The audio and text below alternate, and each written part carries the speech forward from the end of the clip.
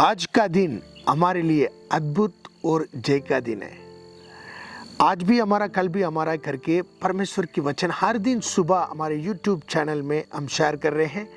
इसी को देखकर अब आशीष पाया है तो दूसरी लोगों को भी आप शेयर करिए। प्रभु इसके द्वारा आपको आशीष करेगा। आज का दिन हम देखेंगे निर्गमन की पुस्तक 13 अध्याय 17-18 में लिखा है, जब फिरौन ने लोगों को जाने की आज्ञा दे दी, तब यद्यपि पलिश्तियों के देश में होकर जो मार जाता है वह छोटा था, तो भी परमेश्वर यह सोचकर उनको उस मार्ग से नहीं ले गया कि कहीं ऐसा न हो कि जब ये लोग लड़ाई देखे तब पछताकर मिस्र को लौट आएं। इसलिए परमेश्वर उनको चक्कर खिलाकर लाल समुद्र के जंगल के मार्ग से ले चला और इस्राएली पांति बांधे हुए मिस्र से निकल गए। जब मिस्र देश से प्रभु लोगों को बाहर लेकर आने के वक्त जिस वायदा किया हुआ देश जाने का रास्ता, एक रास्ता था, नजदीक रास्ता था, उसी रास्ता में नहीं लेकर गया, लेकिन घूम के लाल समुद्र के द्वारा एक बहुत बड़ी निर्जल प्रदेश के द्वारा प्रभु लेकर जा रहा है। कारण क्या है? वचन में लिखा है, वो लोग मन में उदास होकर मिस्र देश में वापस ना जाना चाहिए करके प्रभु ऐसे रास्ता में लेकर आया।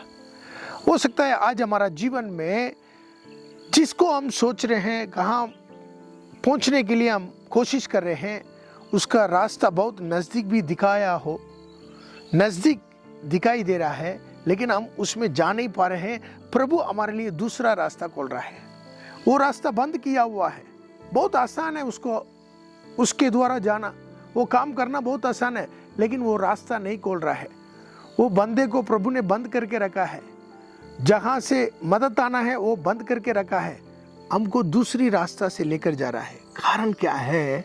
हमारा मन को प्रभु बहुत ख्याल करता है। हम उदास नहीं होना चाहिए, फिर हमारा जीवन वापस पाप में नहीं जाना चाहिए करके प्रभु हमको कई बार घुमा के लेकर जाता है, दूसरी रास्ता में लेकर जाता है। उसी रास्ता में जाने के सफ़र बहुत कठिन हो सकता है। कई बार उसी रास्ता में जब पहुंचने के लिए बहुत मुश्किल हो सकता है, लेकिन सफ़र करने के वक्त दिक्कत आ सकती है। लेकिन हम समझना चाहिए, जो प्रभु हमको नियुक्त करके रखा है, वो परिवार, वो सेवकाई, वो बिजनेस, सारा उसी में चलने के वक्त कई बार देखने के वक्त बहुत कठिन हो सकता है, लेकिन प्रभु उसी में ही हमारा बरकत आशीष रखा है।